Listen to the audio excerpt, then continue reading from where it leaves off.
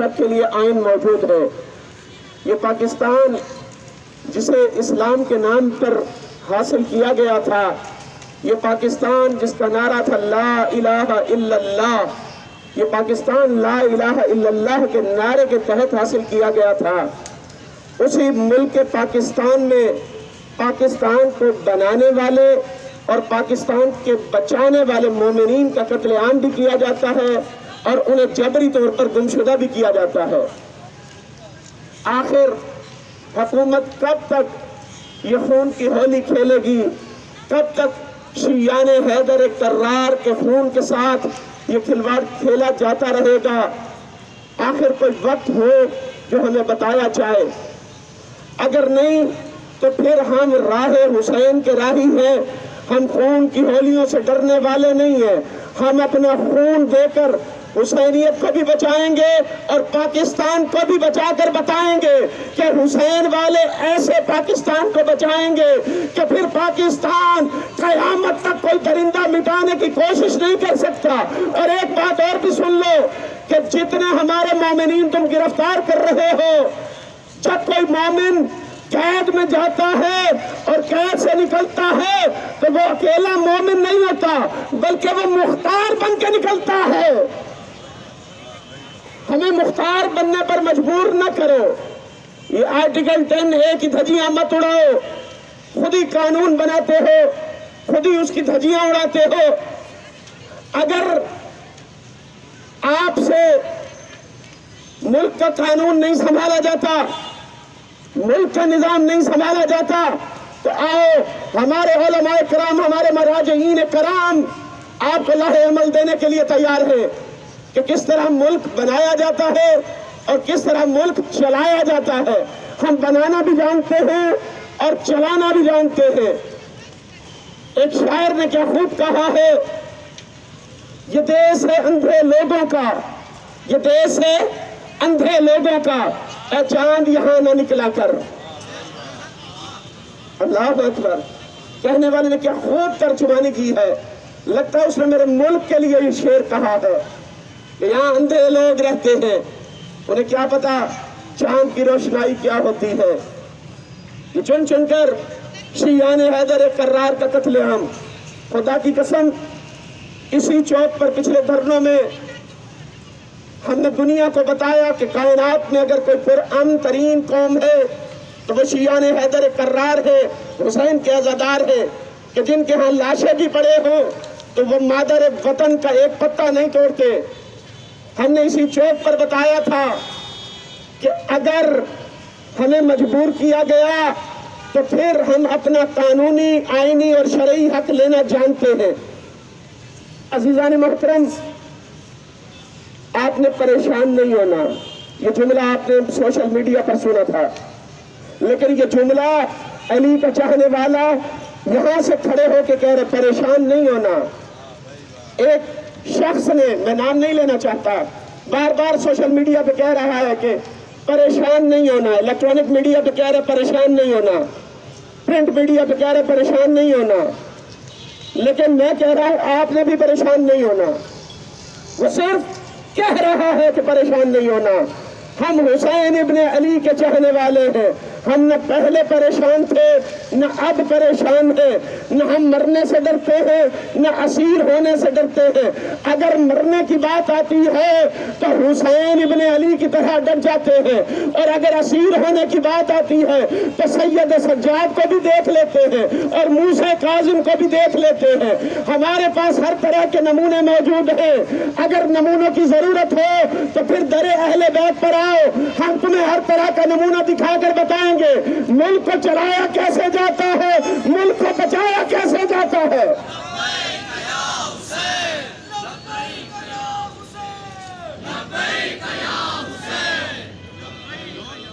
آپ اس نے باطل قوتوں کو لرزا کے رکھا ہوا ہے۔ آج سے نہیں، سن 61 ہجری سے لے کر اب تک جہاں جہاں حسین کا نعرہ لگتا ہے وہاں وہاں یزیدیت اپنے پاؤں سمیٹ کر، اپنی بساط سمیٹ کر بھاگ جاتی ہے۔ اس نعرے کو ہلکا مت سمجھیے، سارے مل کر قوت ایمانی کے ساتھ کیونکہ ابھی آپ نے نماز بھی پڑھی ہے، وَاسْتَعِينُوا بِالصَّبْرِ وَالصَّلَاةِ، صبر بھی آپ نے کرنا ہے، نماز بھی آپ پڑھنے والے ہیں، مل کر حسینی عزادار بنتے ہوئے، نمازی بنتے ہوئے اس نعرے کو اس انداز سے بلند کیجئے کہ طاغوت اپنے ایوانوں میں بیٹھے ہوئے ایوانوں میں لرزہ براندام ہو جائے، اس کو پتہ چل جائے کہ حسین کے چاہنے والے کس طرح نعرہ لگاتے ہیں، مل کر لبیک یا حسین، لبیک یا حسین، لبیک یا حسین، لبیک یا حسین، لبیک یا حسین، لبیک یا حسین، لبیک یا حسین۔ جس قوم کی ماں کا جذبہ یہ ہو کہ وہ اپنے بچوں کو لے کر چوکوں پر بیٹھ جاتی ہے، نہ ہم مرنے سے ڈرتے ہیں، نہ گرفتار ہونے سے ڈرتے ہیں، نہ ہم نے چہرے چھپائے ہوئے ہیں، ہمارے چہرے بھی عیاں ہیں، ہمارے کردار بھی عیاں ہیں، اور تمہارے چہرے بھی عیاں ہیں، تمہارے کردار بھی عیاں ہیں۔ بس اگر پھر تم نے کوئی میدان سجانا ہے، ہم میدان میں آ چکے ہیں، آؤ تم بھی میدان سجا کر دیکھ لو۔ نہ ہم نے پہلے پشت دکھائی تھی، نہ آج پشت دکھائیں گے، تم پہلے بھی بگاڑے تھے، آج بھی بگاڑے ہو۔ ہے ہماری درسگاہ کربلا، کربلا، حق کا سیدھا راستہ کربلا، کربلا، شہادتوں کا راستہ کربلا، کربلا، کل ایمان نعرہ حیدری۔ خدا کی قسم اس دھرنے میں آنے سے پہلے میں نے جیسے ہی سوشل میڈیا کو کھولا، کراچی میں دھرنے میں موجود میری ایک بہن سید تنویر زیدی کی زوجہ، اس نے اپنا بیان دیا۔ اس بیان کو سن کے مجھے نہیں پتا کہ میں اس بیان کو کیسے بیان کروں گا، میرا دل کانپ رہا اس بیان کو بیان کرتے ہوئے۔ وہ سید زادی کہتی ہے 19 ماہ ہو گئے ہیں کہ میرے شوہر کو انہوں نے جبری طور پر اغوا کیا، اور اس سید زادی کی گود میں ایک بچہ ہے، اور اس بچے کے بارے میں وہ کہتی ہے، ڈاکٹر کہتے ہیں کہ یہ ڈپریشن کا شکار ہو چکا ہے، یہ بچہ دل کا مریض ہو گیا ہے۔ مجھے نہیں پتا کون دل کا مریض یہاں پر بیٹھا ہے۔ جو دل کا مریض ہوتا ہے وہ جانتا ہے کہ دل کے مریض کی کیا کیفیت ہوتی ہے۔ جب 3 سال کا بچہ اپنے باپ کی یاد میں دل کا مریض ہو جائے، پھر بھی تمہیں شرم نہیں آتی؟ کیسے درندہ صفت انسان ہو۔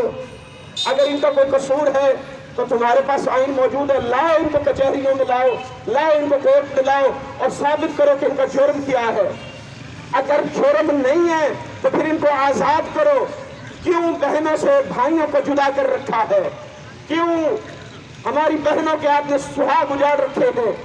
کیوں بیٹوں کو یتیم بنا رکھا ہے؟ ایک جملہ احساساتی جملہ، خدا کی قسم کسی کا کوئی مر جائے نا انسان کو صبر آ جاتا ہے، لیکن کسی کا کوئی گم شدہ ہو جائے تو وہ یا یعقوب جانتا ہے یا وہ جانتا ہے کہ جس کے گھر سے اس کا بندہ گم شدہ ہوا ہے۔ قرآن کہتا ہے وَبْ يَزَتْ عَيْنَاهُ، یعقوب کا یوسف بچڑا تھا تو یعقوب نبی نے رو رو کر اپنی آنکھوں کو سفید کر لیا تھا۔ آؤ ان ماؤں سے پوچھو تو صحیح جو پلے کارڈز اٹھا کر کہہ رہی ہے میرے یوسف کو مجھے ملا دو، کوئی باپ پلے کارڈ اٹھا کے کہہ رہا ہے میرا اسماعیل مجھے ملا دو۔ اگر بچہ یا مرد قتل ہو جائے خانوادہ سہ جاتا ہے، اللہ جانے وہ کس حال میں ہے، اللہ جانے وہ زندہ بھی ہے یا نہیں ہے، کسی کو کچھ پتہ نہیں ہے۔ تو ہم حکومت وقت سے اپیل کرتے ہیں کہ اگر ہمارے شیعان حیدر کرار کا واقعاً کوئی جرم ہے تو لائیے ان کو کورٹ کچہری میں پیش کیجئے، وہ بھی اپنی بے گناہی کو ثابت کریں گے۔ اگر وہ گنہگار ہیں ہمیں اس پہ کوئی اعتراض نہیں، ہم ملک پاکستان کے رہنے والے اس آئین کو فالو کرنے والے، اگر ان پر کوئی جرم ہے آپ ان کو سزا دیجئے، ہم آپ کے ساتھ ہیں۔ اگر کوئی جرم نہیں ہے تو پھر ان درندوں کو اپنی صفوں سے باہر نکالیے جنہوں نے جبری طور پر انہیں گرفتار کر رکھا ہے، نہ سامنے لاتے ہیں نہ جرم ان کا ثابت کرتے ہیں۔ یہ ان کا جرم ثابت نہ کرنا، ان کو عدالتوں میں پیش نہ کرنا، یہ اس بات کی دلیل ہے کہ وہ بے گناہ ہے۔